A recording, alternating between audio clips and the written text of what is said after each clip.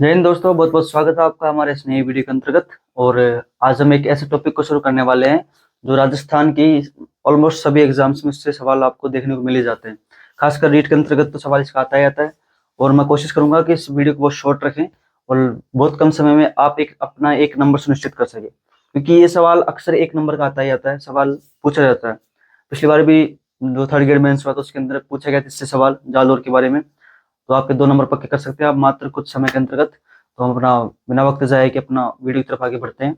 आज का हमारा टॉपिक है शुभंकर। राजस्थान की कोई सी भी एग्जाम हो जिसके अंतर्गत राजस्थान जी की जहाँ पूछी जाती है, वहां पर आपको ये एक टॉपिक आपको देखने को मिलता है। और एक बेहद छोटा टॉपिक है जिसके ऊपर हर किसी की नजर जाती नहीं है, लेकिन इससे सवाल पूछता है एग्जामिनर। पिछली बार रीट में पूछा था, मेंस में पूछा था इसके सवाल।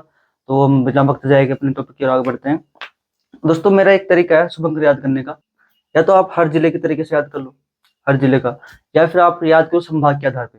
हालांकि वर्तमान में 10 संभाग कर दिए गए, लेकिन मैं आपसे विश्वास दिलाता हूँ कि इन जो एग्जाम 2027 में कोई सी भी एग्जाम हो, आपको जो जीके पूछा जाएगा पुरानी जीके के आधार पर ही पूछा जाएगा।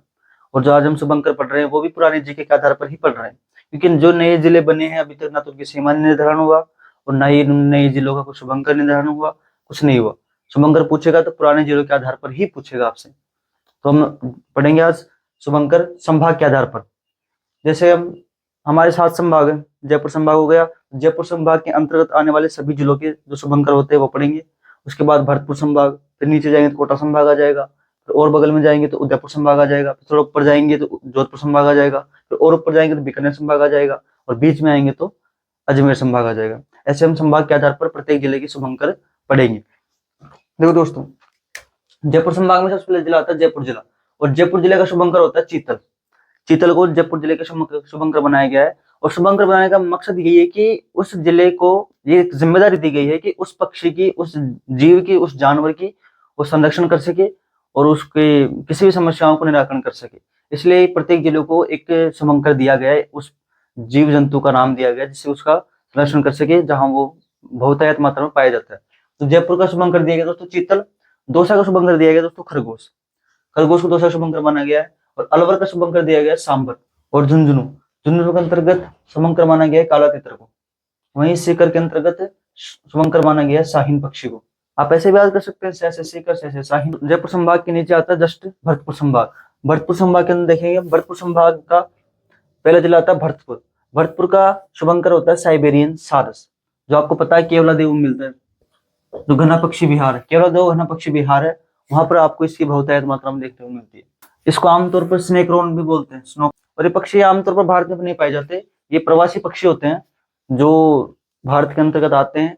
और इन्हें आमतौर पर पसंद होता है कीचड़ युक्त भूमि, जहाँ पर ये घोंसला भी बनाते हैं। और ये सर्वहारी पक्षी होते हैं आमतौर पर। तो भरतपुर को शुभंकर दिया गया है साइबेरियन सारस। उसके बाद चलते हैं हम करौली। करौली को शुभंकर दिया गया दोस्तों घड़ियाल।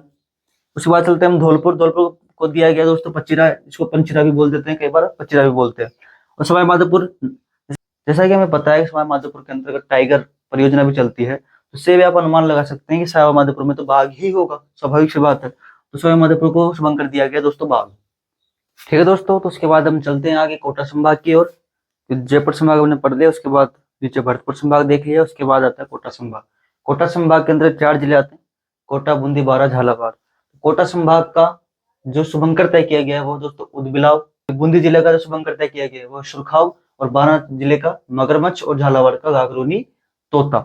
ठीक है दोस्तों, तो कोटा संभाग के 4 हो गए, उदबिलाव, सुरखाव, मगरमच्छ, गागरोनी, तोता। उसके बाद हम चलते हैं आगे उदयपुर संभाग की ओर। उदयपुर संभाग के पहले जिला हो दोस्तों उदयपुर। इसका शुभंकर होता है कब्र बिज्जू। ये कब्र खोद देता है दोस्तों। मिट्टी होती है उसको खोदने में ज्यादा माहिर होता है। जो कब्र होती है उसको खोद करके इंसान का जो मांस होता है उसको खा लेता है ये। उदयपुर का है कब्र बिज्जू। चित्तौड़गढ़ है, चित्तौड़गढ़ का शुभंकर दोस्तों चौसिंगा, 4 सिंग वाला पक्ष। ठीक है दोस्तों, चौसिंगा। राजसमंद का है भेड़िया। प्रतापगढ़ का उड़न गिलहरी, सीता माता वन्य जीव अभयारण्य उसमें पाई जाती है दोस्तों, उड़न गिलहरी फेमस है। और डूंगरपुर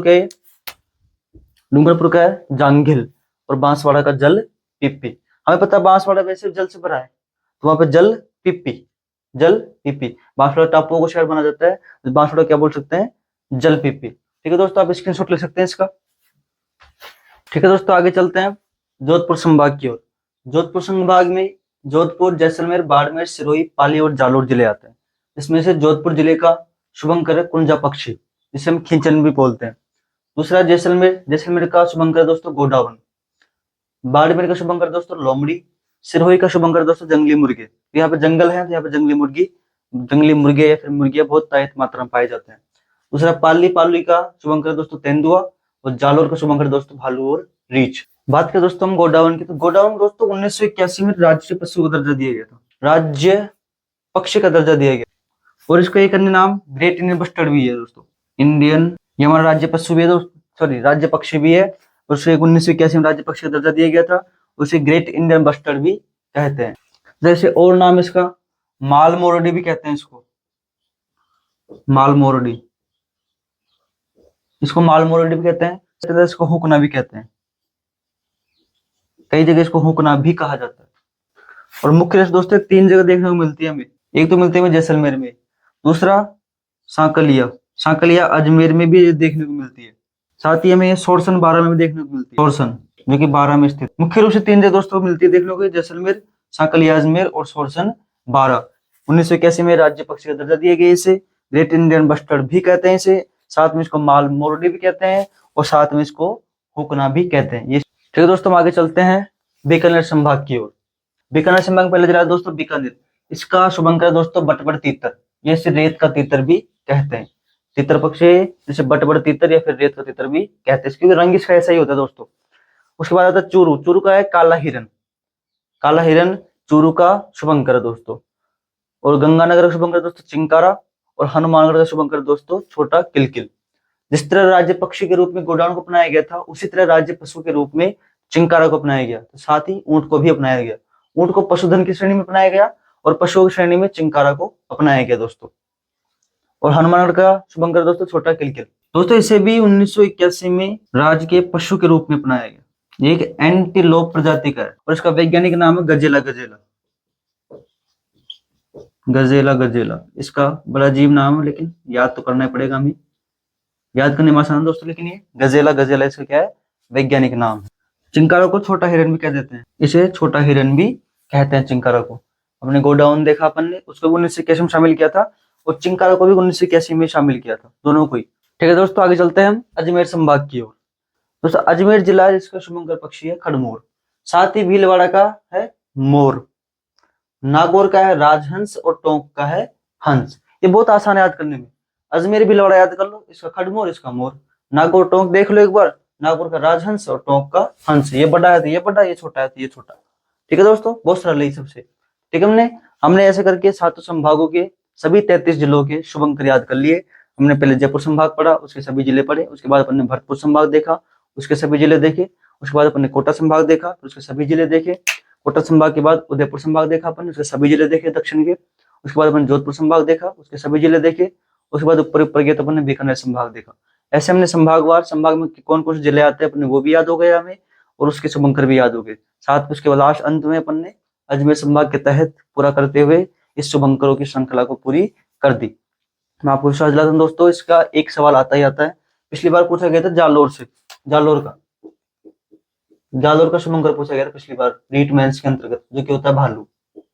और कई दोस्त जिन्होंने शुभंकर को बहुत हल्के में लिया, उनका ये प्रश्न गलत हुआ, और जिसने हल्के में नहीं लिया, क्योंकि 5-10 मिनट का काम है, आप चलते फिरते कहीं भी देख सकते हैं इसको, तो उसका आराम से कंप्लीट हो गया। ठीक है दोस्तों, ऐसे आप इसको शुभंकर को कर सकते हैं।